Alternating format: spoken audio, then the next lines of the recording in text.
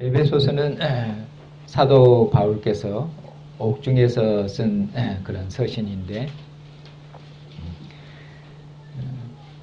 그리스도 예수 안에서 만물을 통일하시는 하나님의 때가 찬 경륜, 이제 그리스도 안에서 성취되었고, 그리고 그 완성을 향해서 진행되는 그 하나님의 경륜을 교회로 알게 하셔서 교회로 그 하나님의 경륜을 봉사하도록 하시기 위해서 이 서신을 그처럼 쓰셨습니다.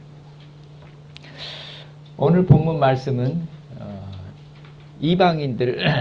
이방인들의 삶과 그리스도인의 삶을 대조해서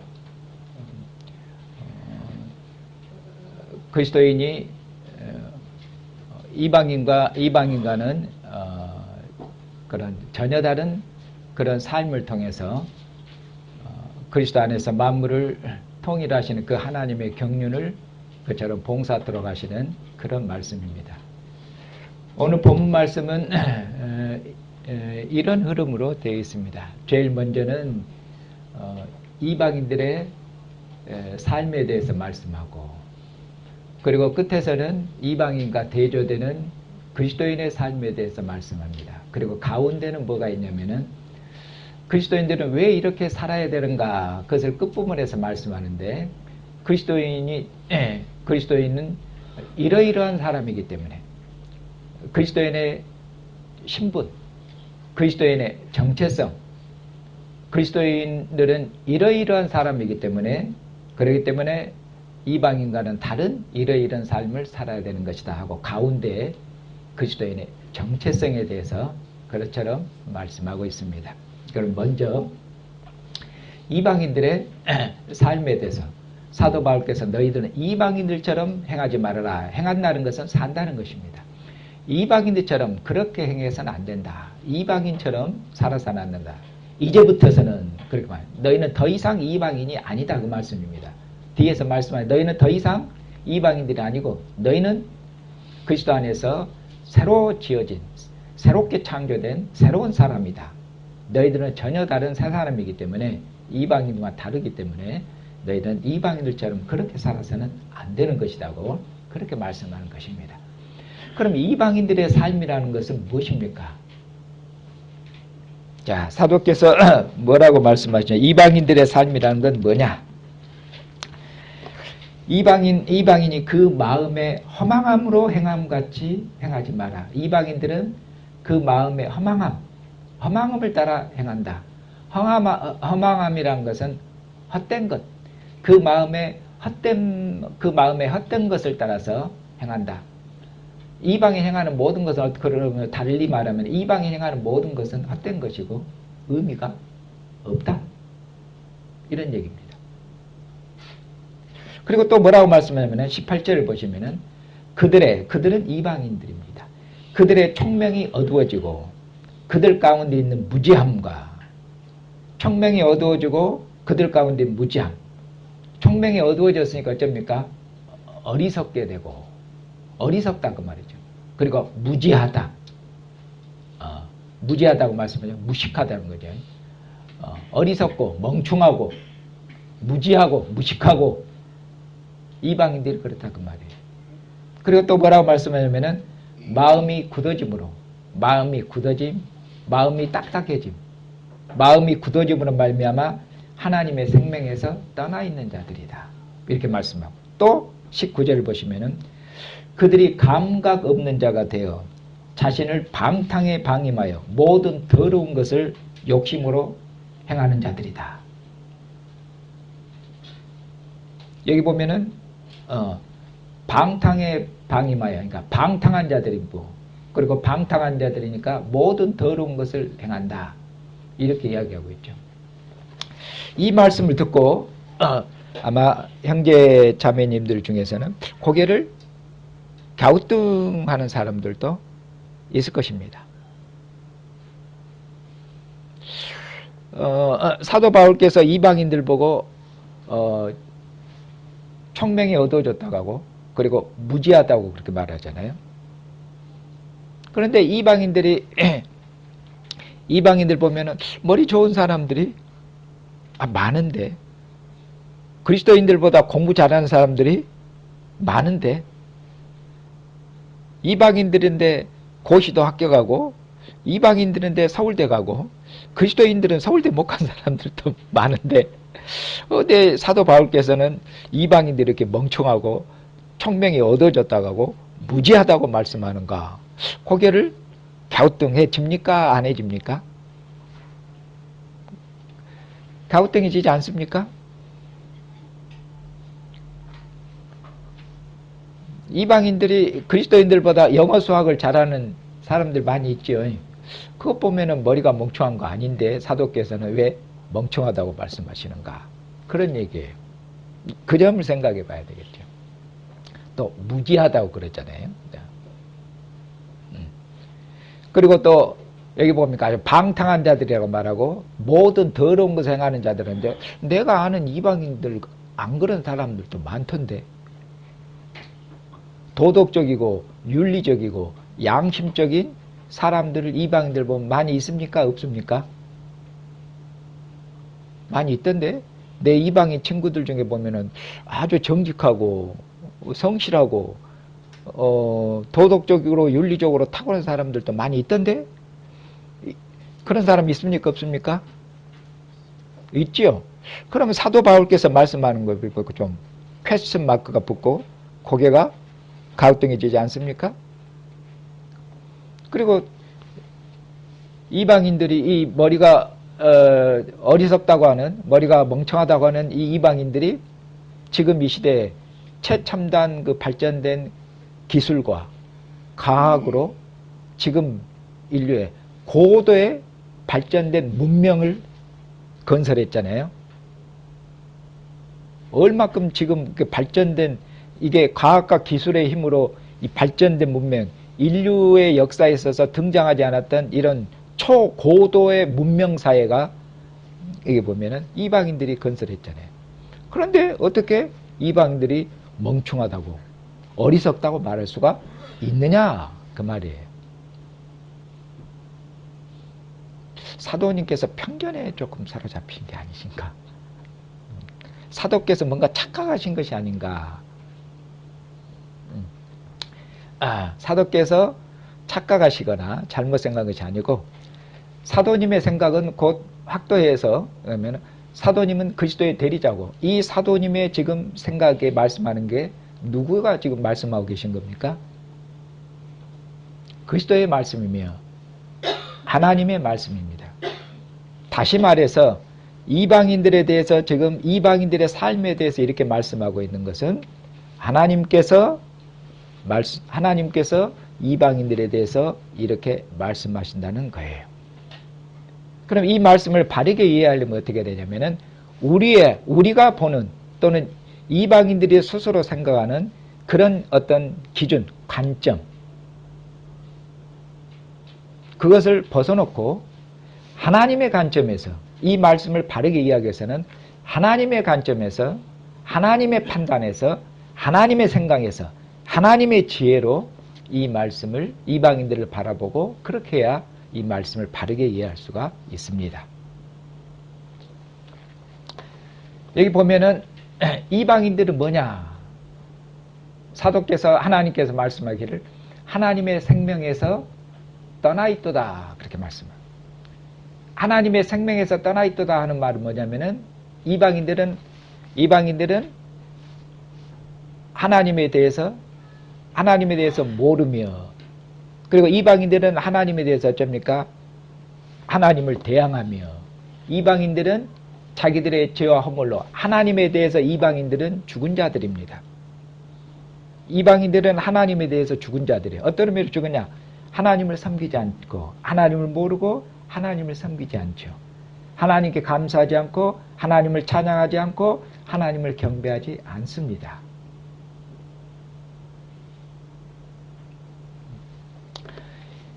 이것이 하나님의 생명에서 떠나 있다는 것이에요.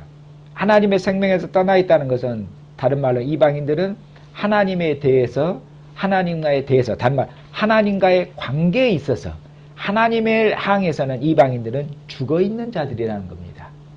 죽어 있는 자들이에요. 이처럼 하나님과의 관계에서 하나님을 향해서 이방인들은 죽어 있기 때문에 이방인들은 하나님의 뜻을 압니까? 모릅니까? 이방인들에게 하나님 뜻을 아냐고? 모르잖아요. 그런 의미로 무식합니까? 무식 안 합니까? 하나님 뜻을 모르잖아요. 그러니까 무식하고 총명이 어두워진 것이잖아요. 이방인들이 하나님의 뜻, 주님의 뜻을 알고 이렇게 가면은 주님을 기쁘시게 하겠다. 이렇게 하시면 주님을 노여워하시겠다. 주님의 뜻을 알고 주님을 기쁘시게 하는 그런 삶을 삽니까?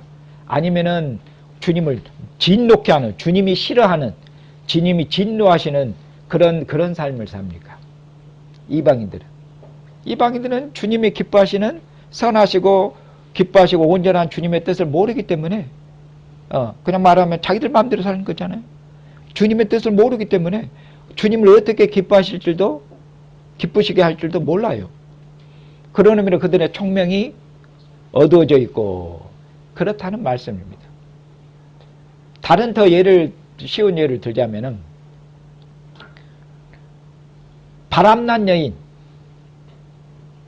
여인은 남편을 사랑합니까? 사랑 안 합니까? 바람난 여인이 무슨 남편을 사랑하겠어요? 그럼 바람난 여인이 아름답게 꾸미고 밖으로 나갑니다. 세상 사람들은, 밖에 사람들은 이 아름답게 꾸민 여인을 보고 아름답다고 말하겠죠. 그러나 남편의 입장에서는 이 여인을, 아름답게 꾸민 이 바람난 여인을 보고 뭐라고 하겠습니까? 아름답게 꾸미면 꾸밀수록 더 더럽고 더 더러운 것이야. 아름답게 꾸미면 꾸밀수록 그것은 더 더러운 것으로 치장하는 것이고 꾸미는 것이에요. 지금 사도께서, 하나님께서 이방인들이 말씀하는 건 그런 것입니다. 하나님에 대해서 죽어 있어요. 남편에 대해서, 남편을 사랑하지 않고 남편을 존경하지 않고, 그리고 남편에 대해서 바람난 여인이 밖에 나가서 아름다운 옷을 입고 밖에 나가서 교양 있는 말을 합니다. 교양이 있고 위트 있고 지혜 있는 말, 아름다운 말, 좋은 말, 선한 말, 그리고 사회적으로 칭찬받고 이런저런 이런 말을 하고 도덕적으로 윤리적으로 밖에 나가서는 잘합니다. 이 여인을 이것은 가정 밖에 있는 사람들의 평가고, 남편의 입장에서는 어쩝니까? 남편의 입장에서는 이 여인처럼 가증한 여인이었고, 이 여인처럼 부정한 여인이었고, 이 여인처럼 멍충한 여인이었고, 세상을 기쁘게 하고 사회를 기쁘게 하고 다른 사람을 기쁘게 하는 일에서는 지혜가 있고 총명이 있고 살아있을지 몰라도 남편이 무엇을 기뻐하는지, 남편이 무엇을 싫어하는지, 남편이 무엇에 대해서 그처럼 진노하고 화나고 분노해하는 것인지, 그런 일에 대해서는 이 바람난 여인은 아무것도 몰라요. 그러니 이 여인은 총명한 것입니까? 총명 안 한 것입니까? 그리고 아름답게 꾸몄으니까 아름다운 여인입니까? 더러운 여인입니까?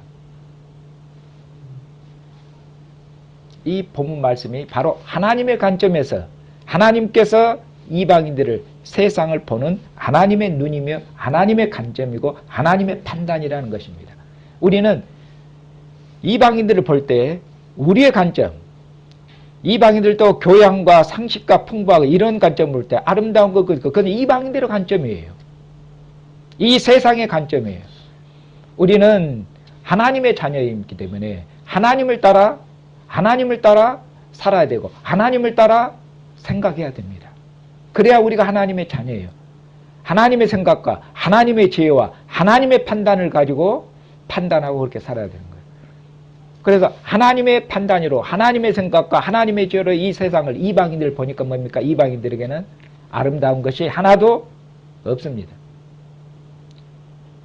그들이 아무리 도덕적 윤리를 자랑해도 그것은 하나님 보시기에 가정할 뿐인 거죠. 과학과 기술을, 문명을 자랑할지라도 그것은 하나님의 보시기에, 아무리 그가 금거리 은거리 고칠지라도 그건 하나님 보시기에 의미가 없는 것이에요. 헛된다 그 말이에요. 이방인들이 하나님에 죽어있는 이방인들이 어떤 과학과 기술과 어떤 교양 있는 말, 어떤 선한 말, 어떤 것을 하더라도 그건 하나님 앞에서는 아무런 의미가 없다는 의미예요. 그것이 헛되다는 의미예요. 하나님에 대해서 죽어있기 때문에 이방인들이 하는 모든 행위는 하나님 앞에서 의미가 없는 것이에요. 오히려 하나님의 진노만 불러일으킬 뿐이에요. 먼저 이 점을 분명하게 하셔야 됩니다. 하나님의 관점에서 하나님의 지혜로 이처럼 이방인들을 보고 세상을 볼 수 있어야 된다.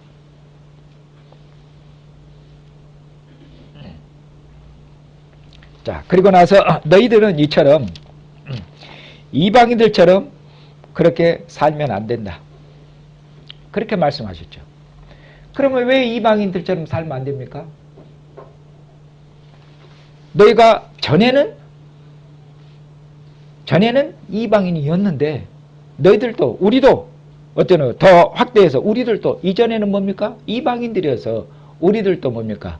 하나님에 대해서 죽어서 우리 육체의 욕심을 따라서 죄의 종으로 살고 하나님을 노엽게 하는 진노의 자녀들도 공중의 권세자를 따라서 이 세상 정신을 따라서 이 세상 사상을 따라서 이 세상 풍조를 따라서 이 세상의 교훈과 이 세상의 철학을 따라서 이 세상의 가치관을 따라서 우리도 그렇게 살았어요.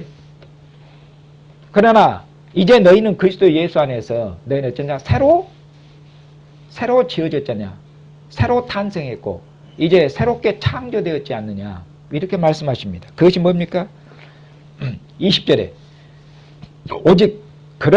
오직이죠. 그러나 너희는 그리스도를 그같이 배우지 아니하느냐. 진리가 예수 안에 있는 것 같이 너희가 참으로 그에게서 듣고 또한 그 안에서 가르침을 받았는데 너희는 유혹의 욕심을 따라 썩어져가는 구습을 따르는 옛사람 이방인으로 살았던 옛사람을 벗어버리고 오직 너희의 심령이 새롭게 되어 하나님을 따라 의와 진리의 거룩함으로 지으심 받은 새 사람을 입으라. 이렇게 말씀합니다. 너희는 그리스도 안에서 새롭게 창조되었고 너희는 그리스도 안에서 하나님을 따라서 의와 진리에 속한 거룩함으로 지음을 받은 새로운 사람, 새로운 피조물이 되었다. 그리스도인들은 새로운 인류입니다. 새로운 인류예요. 새로운 인류. 그리스도인은 새로운 인류예요. 이 새로운 인류를 누가 탄생시켰습니까? 새로운 인류를 하나님께서 어떻게? 그리스도를 통해서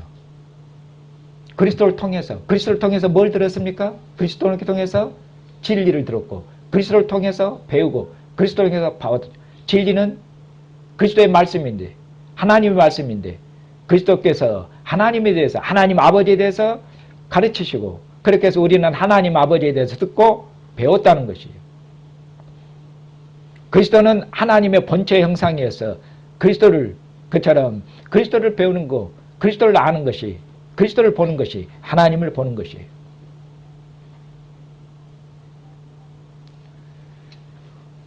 우리는 그리스도로부터 듣고 배우고 저는 예수님 만나본 적이 없는데 어떻게 그리스도로부터 직접 배웠다고 말씀하셔요, 목사님? 사도님의 말씀이 그리스도의 말씀이고 지금 목사가 선포하는 이 말씀이 사도의 말씀이며 하나님의 말씀이며 그리스도의 말씀이에요. 목사가 가르치는 말씀이 그리스도의 말씀이에요. 그리스도를 배우고 있는 것이고 여러분들은 그리스도를 배우고 그리스도를 배우는 것은 하나님 아버지를 배우는 것이에요. 그렇게 말씀합니다. 우리는 진리의 말씀을 듣고 배움을 통해서 그리스도를 알았고 그리스도를 알므로 하나님 아버지를 알았습니다. 그렇게 해서 그리스도를 통해서 우리는 어쩝니까? 하나님의 형상으로 우리는 새롭게 창조되었습니다. 우리는 새로운 피조물이에요. 하나님의 지혜와 하나님의 능력으로 하나님의 사랑으로 우리는 새롭게 지어졌습니다. 그것을 더 구체적으로는 너희 심령이 새롭게 되라. 여기서 너희 심령은 그것은 이걸 원문에 의하면 성령으로 이렇게 해석할 수도 있습니다. 너희 심령이, 너희의 마음이 성령으로 새롭게 되어, 성령으로 새롭게 되어, 이것도 성령으로 성령께서 우리 마음을 새롭게 하신 것입니다. 하나님에 대해서 우리는 죽어있는 자들이었습니다. 마음이 딱딱했단 말이 그런 말입니다. 하나님에 대해서 마음의 문을 닫고 하나님에 대해서 완고하게 되고 그리고 자기 고집대로 자기 육체의 정욕대로 살았죠. 하나님께서 성령으로 역사하셔서 우리의 완악하고 하나님에 대해서 죽어있던 하나님의 생명에서 떠나있던 그런 굳은 마음을 하나님의 성령으로 역사하셔서 우리 심령을 우리의 마음을 새롭게 변화시키고 새롭게 창조했다는 걸 말씀한 거예요. 그리고 하나님께서 성령으로 말미암아 우리의 마음을 한번 새롭게 하면 끝입니까? 이제 한번 새롭게 됐으니 우리가 기계입니까? 기계는 어떤 프로그램을 한번 넣어놓으면은 사망하도록까지 그 프로그램대로 돌아가요. 사람은 그렇지가 않아요. 사람이라는 것은 마음이나 감정이나 생각이 순간순간마다 찰나찰나마다 변하는 것이에요. 그것이 기계와 AI하고 구별되는 것이 사람의 인격인 것이에요. 마음을 새롭게 한다는 것이 물론 마음은 사람의 생명의 중심이고 인격의 중심입니다. 하나님께서 성령으로 역사하셔서 그 마음의 중심 근본적으로 어쩌면은 하나님을 떠나고 하나님을 대항하고 하나님을 불순종한 마음을 이제는 바꾸어서 하나님을 향하도록 하나님을 사랑하도록 그 마음의 중심 인격의 중심을 바꿔놨습니다. 그러면은 한 번 바뀌면 그걸로 끝인가? 그 다음에는 저절로 이제 기계처럼 굴러가는가? 그건 아니옵시다. 왜? 사람은 감정과 지성과 인격을 가진 인격체이기 때문에 그렇습니다. 그렇기 때문에 하나님께서 성령으로 우리의 마음을 한번 새롭게 했습니다. 그 다음에 어쩝니까? 성령으로 계속해서 우리 마음이 계속 새롭게 계속 되어야 되는 것입니다. 우리 안에서 성령께서 계속해서 우리를 새롭게 하시는 것이며 그것에 대해서 우리가 믿음과 인격으로 연합해야 되는 것입니다. 그래야만 우리가 기계가 아닌 것입니다. 그렇기 때문에 성령에 의해서 우리는 계속 새롭게 돼야 되는 것이고 그런 것이에요. 그리고 성령으로 계속 돼야만 우리가 새 사람으로 새롭게 지어진 새 사람으로 계속 살아갈 수가 있는 것이에요. 우리가 새롭게 지어졌다는데 새 사람으로 살지를 계속 못하고 옛사람 어떻게 이방인으로 살았던 옛날 그 습관 기질들 것들이 툭하면 이방인으로 살았던 그 기질이 나오고 툭하면 이방인으로 살았던 어떤 나쁜 기질 나쁜 성격 나쁜 습관 그런 것들이 튀어나와요. 그건 뭡니까? 왜 그래요? 성령으로 계속해서 새롭게 돼야 되는데 거기에 믿음으로 응답해야 되는데 성령으로 계속 새롭게 되는 그런 삶을 살지를 못하고 그냥 옛사람으로 돌아간다고 말이죠. 그런 점을 생각하셔야 돼요. 그럼 옛사람을 벗고 새사람을 입으라는 건 뭡니까? 벗고 입는다. 옷을 벗고 옷을 입는다는 거잖아요. 여기서 옷은 뭐냐면은 옷은 신분을 뜻합니다. 그 신분은 그의 정체성을 뜻하는 거예요. 그렇죠? 옛날에는 마치 옛날에는 그 관리들도 등급에 따라서 품기에 따라서 간복도 틀리잖아요. 머리에 쓰는 것도 틀리고 다 그렇죠. 그런 것처럼 옷은 지위와 신분 그의 정체성을 뜻합니다. 옛사람을 벗어버려라. 왜? 너희는 옛사람 아니지 않느냐. 너희는 새사람을 입었지 않느냐. 너희는 새사람으로 지어졌다. 그러니 새사람으로 계속 새사람을 입어야 되고 새사람으로 살아야 되는 것입니다. 이렇게 말씀하는 것이죠. 그리스도 예수 안에서 너희는 하나님의 형상으로 새롭게 지어졌고 그리스도 예수 안에서 하나님의 자녀들이 되었지 않느냐 이렇게 말씀합니다. 그러니 이제 그 다음 뭡니까? 그 다음 보면은 어떻게 새로운 사람으로 새로운 인류로 새로운 사람으로 살 것인가 새로운 사람으로 살 것인지를 그 뒤에 이제 25절 이하에서부터 뒤에 5장 6장에 걸쳐서 길게 그리스도 예수 안에서 지어진 새 사람 옛사람과 대조된 새 사람의 삶이라는 게 뭐냐? 이것이 교회의 삶이고 이것이 그리스도인의 삶이 되는 것이겠죠. 이 삶을 말씀합니다. 길게 말씀하는데 먼저 교회 안에서 새 사람으로 산다는 것이 교회 안에서 어떻게 사는 것이 새 사람으로 사는 것이냐 이걸 말씀합니다. 자, 25절 보십시다. 그런즉 너희가 새 사람이 되었지 않느냐. 그런즉 거짓을 버리고 각각 이웃과 더불어 참된 것을 말하라. 여기서 이웃은 형제 자매입니다. 이는 우리가 서로 지체가 됨이라. 이렇게 말씀하고 있잖아요. 자, 그런즉 어떻게 해야 되냐. 거짓을 버려라. 그리고 어떻게 해라. 참된 것을 말해라. 그럼 왜 거짓을 버리고 왜 참된 것을 말해야 되냐. 말씀하시기를 우리가 서로 지체가 되었지 않느냐. 지체. 여기서 뭡니까? 몸에 붙어있는 지체. 몸은 그리스도의 몸된 교회고 그리고 몸에는 손, 발, 팔, 다리, 발가락, 손가락 다 붙어있죠. 우리가 그리스도 안에서 서로 지체가 되었지나 다른 말로 하면 우리가 그리스도 안에서 형제, 자매가 되었지 않느냐. 그리스도 안에서 형제, 자매가 되었기 때문에 어떻게 해라? 형제, 자매에 대해서 뭘 말하지 말아라? 거짓을 말하지 말아라. 형제, 자매에서 뭘 이야기해라? 참된 것을 이야기해라. 이렇게 말씀합니다. 이 말씀도 잘 이해를 하셔야 됩니다. 형제, 자매에게 참된 것을 말하라니까 어떤 진실을 말하라. 팩트, 어떤 사실을 말해라. 어떤 것을 숨김없이 형제한테 거짓을 말하지 말고 진실을 말하라고 했잖아요.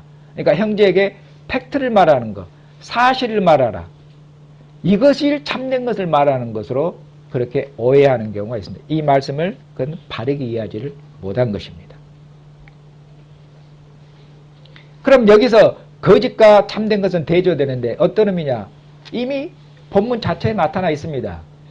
여기서 참된 것은 우리가 서로 무엇이 되었기 때문에? 지체가 되었기 때문에, 형제 자매이기 때문에, 이 참되다는 것은 형제와 자매와의 그 관계에서 참되다는 것이에요. 형제와 자매된 관계에서 참됨. 우리가 형제가 되고 자매가 됐지 않느냐. 그런 말이에요. 그러면 거짓을 말하는 건 뭐예요? 단순히 거짓말한다, 속인다는 것이 아니야. 뒤에 나오는 내용을 보면은 형제 자매에게 거짓을 말하는 것. 뒤에 보면 도둑질하지 말라도 나와요. 거짓하는 것, 거짓말하는 것, 그리고 도둑질하는 것은 같은 맥락에서 나오고 있습니다.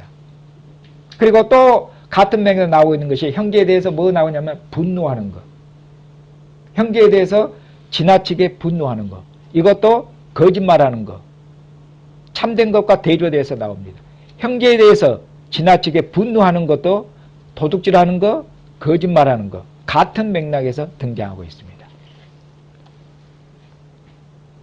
왜냐하면은 이건 뭐냐면은 형제 자매에 대해서 진실하다는 건 뭡니까? 사실대로 얘기하는 것이 형제 자매에 대해서 진실하다는 거예요? 그 얘기가 아닙니다. 사도께서는 그걸 말씀하고 있는 거예요.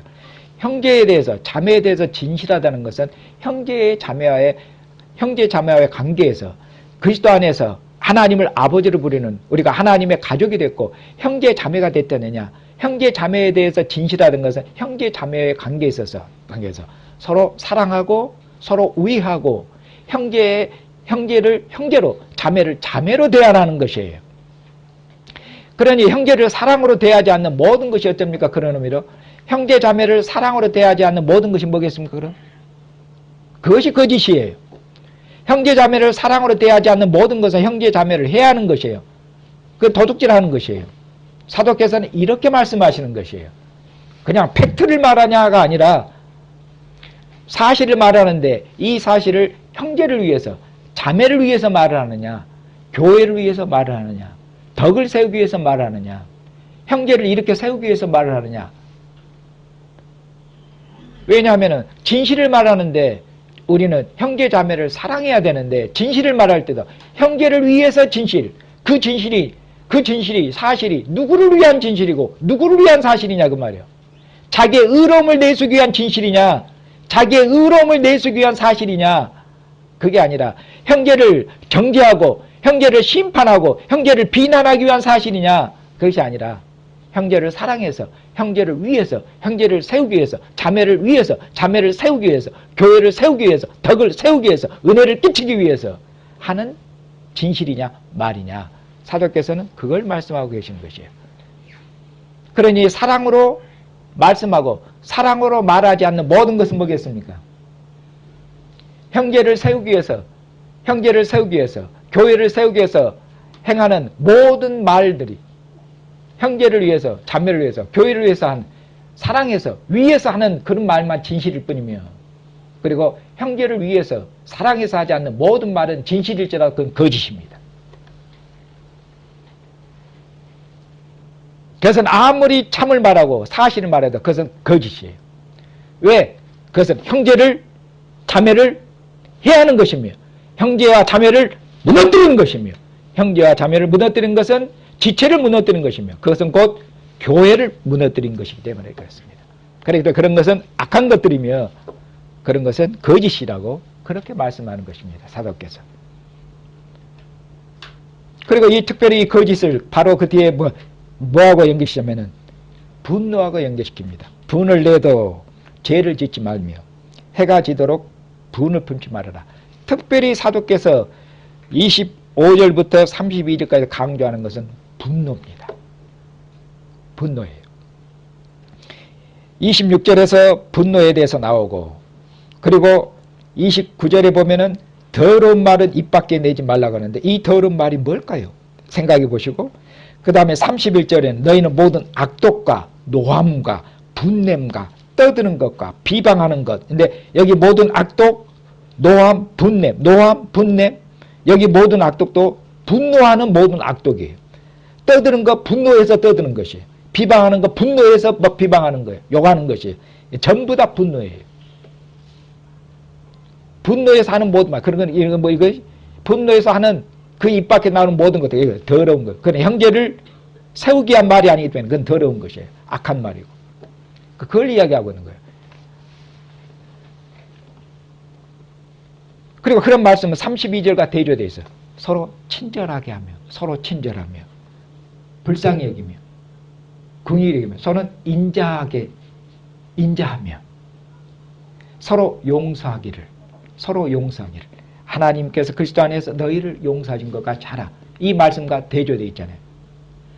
하나님의 사랑과 하나님의 용서를 따라서 행하지 않는 모든 것들이 다 그런 것들이 악한 것이며 그렇다는 말씀이에요. 거짓된 것이라고 그렇게 말씀하는 것입니다. 이 점에 대해서 깊이 우리 모두가 생각해야 될 점입니다. 분을 내도 죄를 짓지 말라고 그럽니다. 해가 지도록 분을 품지 말라. 그 말이에요. 해가 지도록 분을 품지 말라는 구약 때는 하루가 다닙니다. 해가 지도록 분을 품지 말라니까 분노를 어떻게 하란 말이죠? 분노를 계속 마음속에 담아놓고 있지 말라는 얘기예요. 분노를 어쩌란 말이에요? 빨리 해가 지기 전에 어쩌란 말입니까? 분노를 빨리 풀라는 말씀이에요. 계속 분노하고 계속 화를 내면 어떻게 된다는 말씀이죠? 바로 그 뒷절이 나옵니다. 27절 마귀에게 틈을 주지 말라. 이 마귀에게 틈을 주지 말라는 말이 어떤 맥락에서 나오는지 아시죠? 그럼 여기서 마귀에게 틈을 주는 것은 어떻게 하는 것이 마귀에게 틈을 준다는 기회를 준다는 것이에요. 마귀는 이 기회를 노리고 있어요. 그럼 마귀는 어떤 기회를 노리고 있어요? 계속해서 화내라. 계속해서 분노해라. 계속해서 화내. 계속해서 성질내. 분을 풀지 마. 계속 감고 있어. 마음속에 꾹꾹 담아도 계속 성질내. 계속 화를 내. 이것이 마귀가 기회를 타고 그의 마음을 차지하고 엄습해 들어오는 어둠의 영의 역사고 마귀가 사로잡으려고 하는 것이에요. 우리 이 점을 잘 생각하셔야 됩니다. 분노해도 죄를 짓지 말라고 그러잖아요. 왜냐하면은 우리가 이것은 교회 안에서입니다. 교회 안에서 형제 자매들로 살다 보면은 화가 날 때가 있습니까? 없습니까? 있어요. 저한테도 물어보면요. 예, 저도 많이 날 때가 있어요. 예, 목사님 설교 들어보면 목사님 화가 많이 나신 것 같은데요. 예, 있어요. 저도 인격이고 저도 감정이라니까요. 있어요. 그리고 화를 내는데 여기다 자기가 옳지 않은 일을 해놓고도 막 형제 자매한테 화를 내. 자기가 틀린 일, 불법한 일을 해놓고도 막 화를 내면 이건 뭡니까? 이건 말도 되지 않는 얘기니까. 이런 얼토당토 않는 이런 해당되는 말은 죄하고 이런 건 죄하고 자기가 틀려놓고 목소리 높여보면 할 말이 없지. 할 말이 틀려놓고도 목소리를 높여보면 잘못해놓고 뭐 우리 속담에 뭐 한 사람이 뭐 성질 낸다고 그러잖아요. 그러니까 할 말이 없죠. 그건 자기가 잘못해놓고 화를 내. 그건 죄왜? 그건 너무 질이 형편없고 떨어진 사람이고. 되게 화를 낸다, 성질을 낸다. 그러면 정상적으로 일반적으로 누가 화를 내야 되겠어요? 네? 옳은 사람이 화를 내야 되겠어요? 잘못한 사람이 화를 내야 되겠어요? 그리고 화를 낼 때 누가 화를 내고 성질 내고 분노하기 쉽겠어요?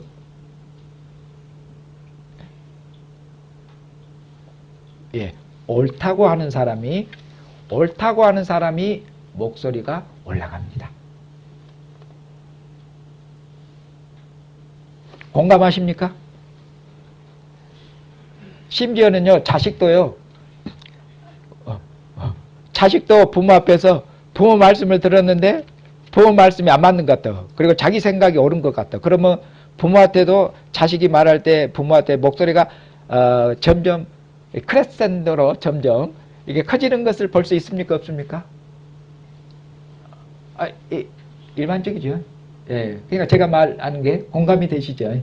예, 옳다고 하는 사람들의 목소리가 커져요. 옳다고 하는 사람들. 옳기 때문에 목소리가 올라오는 것이에요. 그러니까 옳다고 주장하는 사람들 특히 더 조심해야 돼요. 왜냐하면 옳기 때문에 우리는 말을 어쩌기 쉬워요? 함부하기가 쉬워요. 옳기 때문에 말이 거칠게 나가기가 쉬워요. 자식이 옳으면 부모도 옛날에 말했어요. 옳다고 생각하면 위아래도 없어요. 옳다고 생각하면 눈에 뵈는 게 없어. 미쳤어. 옳다고 생각하면. 의를 빙자해서 악을 행하는 것이다. 그러기가 조심해야 돼요. 무슨 말씀인지 알겠죠? 옳다고 하면은 위아래가 없다고요. 옳다고 하면은 자식이 부모한테도 달려들어 버려요. 동생도 형한테 달려들어 버리고, 새까만 후배가 선배한테 달려들어 버려요. 옳다고 생각하면. 이것은 뭐 불의를 당하고 불의한 것을 보더라도 그럼 입 다물고 가만히 있어. 그 얘기가 아닙니다. 지금 제가 말씀드린 것은 의를 빙자해서 하나님이 세우신 모든 질서를 쉽게 무너뜨려 버리기가 쉽다 그 말이에요. 옳다고 하는 사람들, 옳다고 하는 이걸 굉장히 조심해야 돼요. 이걸 굉장히. 그리고 우리는 뭐냐? 왜 그렇게 화가 많이 날까요? 그리고 이 세상을 보면 또 화도 많이 나 있는 것 같은데 요새 우리가 산을 보면 화가 많이 나 있는가 봐. 그냥 왜 그런 거면 뉴스 보면 가다가 막 자기와 관계없는 사람들은 막 두드러 패불고 찔러불고 그러잖아요. 분노 조절장애 걸린 사람들 요새 많은가 봐. 교회 안에서도 살다 보면은 화가 날 때가 많으니까. 왜냐하면 우리가 누구하고 살고 있는 게 아니에요. 우리가 완벽한 사람하고 천사들하고 살고 있는 거 아니잖아요. 형제 자매 여러 가지 부족함과 여러 가지 약점들을 가지고 있는 신앙생활 우리가 오래 해보면은 제가 형제 자매들 아는 것처럼 여러분들이 저도 아는 것처럼 저도 형제 자매의 장점과 단점을 거의 다 압니다. 뭐 한두 달 같이 했습니까? 장점이 뭐고 단점이 뭔지 다 알아요. 그리고 되게 장점이 단점이에요. 왜냐하면 사람은 모든 것을 갖출 수 없어요. 부드러우면서 날카롭고 날카로우면서 부드럽고 강하면서 가고 약하고 뭐하면서 모든 것을 따뜻하면서 차갑고 차가우면서 인간은 그런 모든 것을 다 갖고 있을 수가 없어요. 그렇기 때문에 자기가 가지고 있는 장점이 단점인 거예요. 다른 면에서 보면. 그가 강하면은 부드러운 면이 없는 거고 부드러우면 강함이 없는 것이에요. 여러 가지 인간은 그런 여러 가지 약점과 부족함들을 가지고 있어요. 우리가 그것들을 형제자매와 같이 생활하다 보면 압니다. 알아요. 그리고 또 뭐냐? 이런 부족함들을 갖고 있더라도 성령으로 살았게 되면은 우리의 옛사람을 갖다가 죽이면은 우리 옛사람이 어쩝니까? 나의 그런 옛날 가락이 있어. 우리가 이방인으로 살았던 가락들, 기질들, 성격들이 있어. 근데 성령으로 싸워서 계속해서 죽여야 되지 한 번 죽였다고 끝난 게 아니에요. 싸움이. 계속해서 옛사람을 죽여야 되는데 성령으로 새롭게 되고 믿음으로 응답해서 계속 죽이지 못하면 그 다음에는 이제 새 사람이 뭐가 돼요? 이제 우리 안에서 옛사람이 등장해. 그리고 옛사람이 등장하면 이제 형제 자매에게 교회에게 이제 안 좋은 독이 나오는 것처럼 막 나와. 입에서 나오고 행동에서 나오고 제스처에서 나와서 뭐에서 나오고 막 말을 안 해도 그 폼에서 우러나와. 독이 우러나와. 그냥 알 수 있잖아요. 성령으로 계속 새롭게 되지 않으면은 성령으로 새롭게 돼서 성령으로 지어진 새 사람으로 안 살면 새 사람으로 안 살고 뭐 사람으로 살겠냐고요. 옛 사람으로 살지. 그런 거잖아요. 그렇기 때문에 우리가 이렇게 항상 믿음으로 깨어있고 항상 성령으로 새롭게 돼서 성령으로 충만한 삶을 살지 않으면은 우리의 그런 허물들, 우리의 부족한 점들, 우리의 약점들 나도 알고 있는데 어쩔 때 보면 그런 것들이 노출되고 이렇게 실수할 때가 있고 잘못할 때가 있어요. 이런 것들이 우리가 가지고 있는 부족한 점들이에요. 허물들이에요. 이런 우리는 부족과 허물을 가지고 서로 살고 교회 생활을 하고 있기 때문에 때로는 형제 자매에게 그처럼 잘못을 해요. 그럼 나도 잘못하겠고 다른 사람이 나한테 잘못했고 그리고 그건 뭐예요? 다른 사람에게 잘못을 했다는 건 뭡니까? 그건 가벼운 게 아니에요.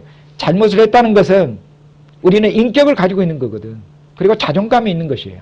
잘못을 했다는 것은 그 사람의 감정과 그 사람의 인격을 건드는 것이에요. 그러니까 잘못을 했다는 것은 그들의 감정을 상하게 하고 그들의 인격을 상하게 하기 때문에 마음이 상하게 되어 있고 분노가 일어나게 되어 있는 것은 정상적인 것이에요. 분노가 안 일어나고 화가 안 일어나면 사람이 아니에요. 그건 기계지. 그래서 사도께서 분을 내도 죄를 짓지 말라고 하는 거예요. 분을 내도 분을 내는 것은 이해 안 되네요. 생활하다 보면은 화가 납니다. 화를 나도 그런데 뭐냐 분노해도 죄를 짓지는 말라고 그러잖아요. 죄를 짓게 되면 뭡니까? 마귀가 틈을 타서 이제 죄를 짓게 되는 것이에요. 그 말이잖아요. 형제가 나한테 잘못하면 어쩝니까? 형제가 나에게 잘못하면은 말하잖아요.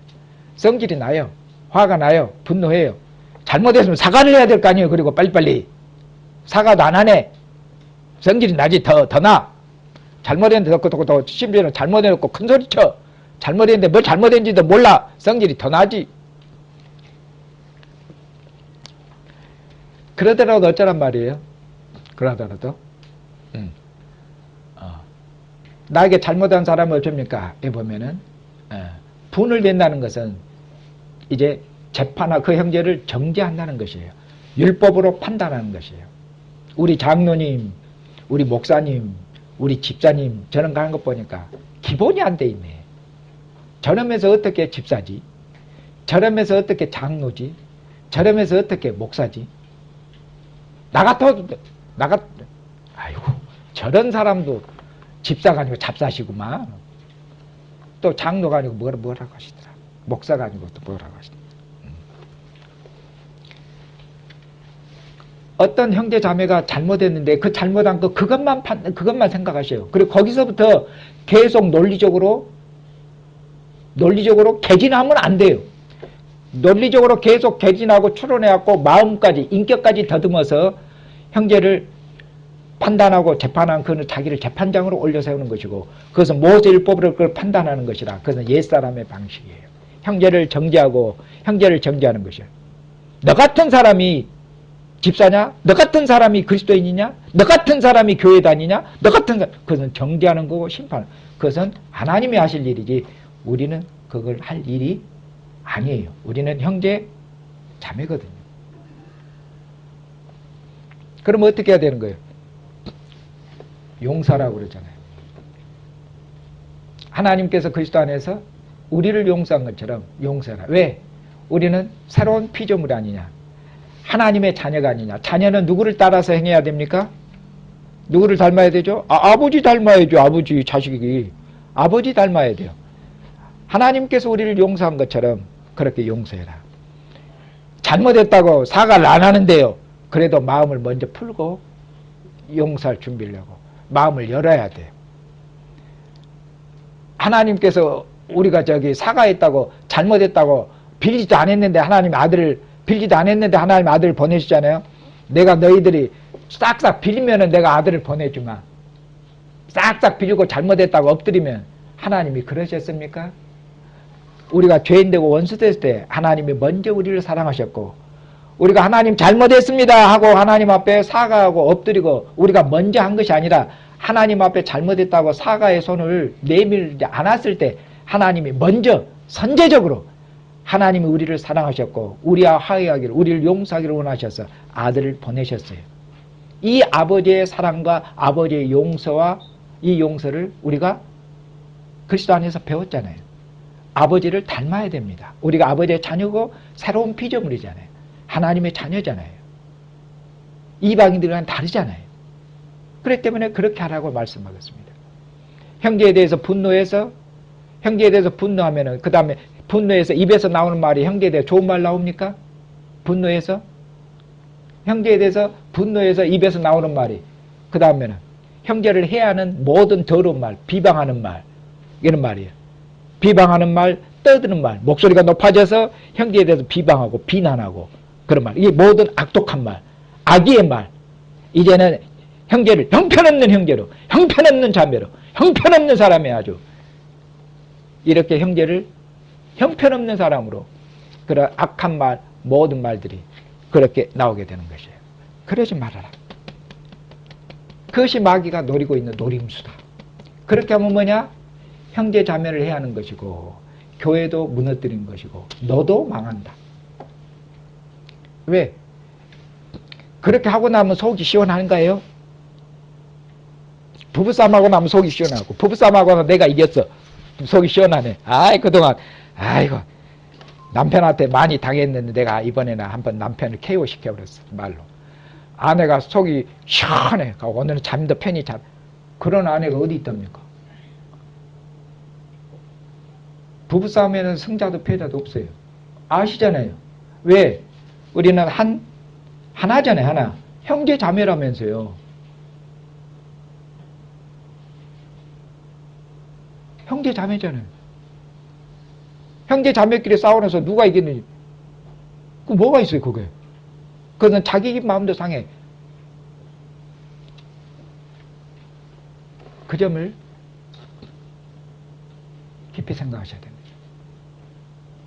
복음서에서는 하나님께서 형제의 잘못을, 형제의 허물과 죄악을 용서하지 않아. 나도 너희들의 죄와 허물을 용서하지 않으리라. 너희가 아무리 기도해도 내가 기도를 듣지 않으리라.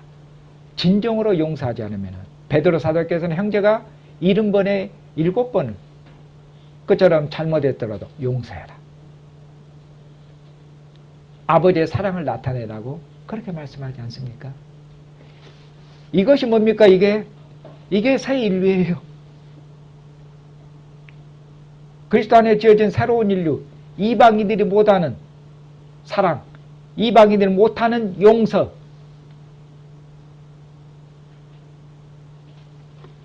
이게 새로운 인류예요. 새로운 인류. 그리고 이렇게 함을 통해서 있잖아요. 우리는 서로 사랑하고 서로 용서하고 이렇게 통해서 이게 하나님의 경륜을 봉사하는 것이에요. 기도를 많이 해가지고 능력을 받아가지고 하나님의 경륜을 봉사하고, 어디 사도께서 능력을 받아라 에베소서에 하나도 안 나와. 방언이고 통역이고 뭐 그 고린도전서에 나오지. 에베소서는 하나도 안 나와요. 하나도. 더더구나 이 에베소서 중요한 하나님의 위대한 경륜을 마지막 때에 봉사하는데 능력인 일 받아라. 산에 올라가서 나무 뿌리를 뽑을 기도를 열심히 해라. 금식을 많이 해라. 환상을 봐라. 그래야 능력이 있지 않느냐. 언제 사도께서 하나님의 위대한 경륜을 봉사하려면 어떻게 해야 된다고요? 어떻게? 무엇으로 봉사해요? 여기 보니까 제일 첫 번째 나온 게 뭐다고요? 너희는 하나님의 능력으로 새롭게 창조돼서 아버지를 따라서 그리스도를 따라서 그 아버지를 보여줘야 돼. 뭘로 보여주라고 그래요? 뭘로? 용서로 보여줘라. 형제를 위한 용서, 형제를 사랑함으로 보여줘라. 이것이 새로운 피조물, 새 사람이며 악을 이기는 하나님의 경륜을 수행하는 교회의 능력인 것이에요. 다른 게 없어요. 너무 아주 너무 큰 것을 기대하셨으면 실망하실 수도 모르겠는데 이렇게 말씀하셔요. 그리고 여기 보면 서로 친절하게 하며 불쌍히 여기며 이렇게 말하죠. 친절하게 하며 이런 점들도 많이 생각하셔야 돼요. 교회에는 교회에 나와서 형제 자매를 보면 어떻게 하셔요? 형제 자매를 좀 친절하다는 게 뭐겠어요? 형제 자매를 보고 좀 형제 자매를 좀 부드럽고 온화하고 따뜻하게 이런 거 우리가 형식적으로도 한 번씩 포옹을 해야 되는 거.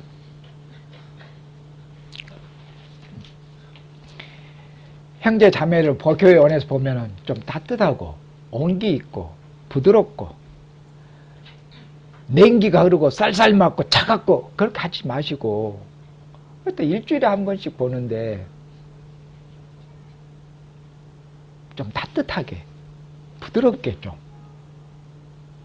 그게 친절하게 하는 것이에요. 세상 나가서 악한 세상과 일주일 동안 싸우면서 얼마큼 힘들었겠어요. 그런 것을 따뜻한 눈빛으로 보면서 사랑으로 위로하고 격려하고 그래야 되지 않겠습니까? 오늘 이 일을 위해서 주님께서 우리를 주님의 식탁으로 우리를 불러서 주님의 살과 피로 우리를 먹고 마시게 하십니다. 그렇게 하셔서 뭐라고 하십니까? 주님의 살과 피로 먹고 마시게 하셔서 우리로 주님과 하나 되게 하셔서 주님의 살과 피로 우리를 먹고 마신 게 이게 뭡니까? 주님께서 내가 너희를 위해서 십자가에 죽었다. 이제 다 했다. 나는 더 이상 너에게 해줄 사랑이 없어. 끝. 주님이 그러십니까? 아니면 지금까지도 우리를 사랑하십니까? 지금도 주님께서 우리를 사랑하시며 주님의 사랑을 계속 나타내시고 공급하셔요. 오늘 우리가 주님의 사랑을 어디서 봅니까? 주님의 식탁에서 보지 않습니까? 내 살이다 내 피다 먹고 마셔라. 이 주님의 사랑으로 주님께서 더더구나 뭡니까? 일주일 동안 주님 앞에 일주일 동안 살아보면 주님 앞에 죄송스러운 게 많잖아요. 저도 죄송스러운 게 많고 부끄러움도 많아요. 그래서 주님께서 이리 오너라. 내 식탁으로 오너라. 이건 내 살이다 내 피다 먹고 마셔라. 그렇게 해서 주님의 사랑으로 우리를 어쩝니까? 연합시키고 주님의 사랑으로 우리를 하나시켜서 그렇게 해서 어쩝니까? 내 사랑으로 형제 자매를 사랑해서 하나를 이루어라. 형제 자매가 잘못한 거 있느냐? 용서해라. 참아라. 인내해라. 그리고 인내하면서 기도해라. 하나님이 변화시킬 거다. 성질 내진 분 아니라 형제 자매를 위해서 부족한 형제 자매를 보면 기도해라. 하나님이 너의 기도는 들으실 거 아니냐. 잘못한 형제가 목에 힘주고 다니는데 그거는 하나님이 기도해도 안 들을지 몰라도 네가 기도하면 들을 거 아니냐. 잘못한 형제를 품고 용서하고 사랑으로 기도하면 하나님이 들으실 거 아니냐. 그리고 고쳐줄 거 아니냐. 형제 자매를 어떻게 고쳐준지 하나님이 알아서 하시겠지만 그럴 거 아니냐. 오늘 주님이 그렇게 말씀하지 않습니까? 이 주님과 함께 먹고 마시는 이 사랑의 교제 가운데서 우리의 마음이 심령이 새롭게 되시고 주님의 사랑으로 형제 자매를 품고 주님의 사랑으로 형제 자매 모든 연약함과 허물을 품고 주님의 사랑으로 용서하고 주님 오시는 그날까지 주님의 사랑으로 주님의 몸된 교회를 사랑으로 섬기고 봉사해서 주님의 교회를 굳게 세우는 신선한 형제 자매들 그렇게 해서 하나님의 경륜을 충성스럽게 봉사하는 형제 자매가 되시기를 주님의 이름으로 축원합니다.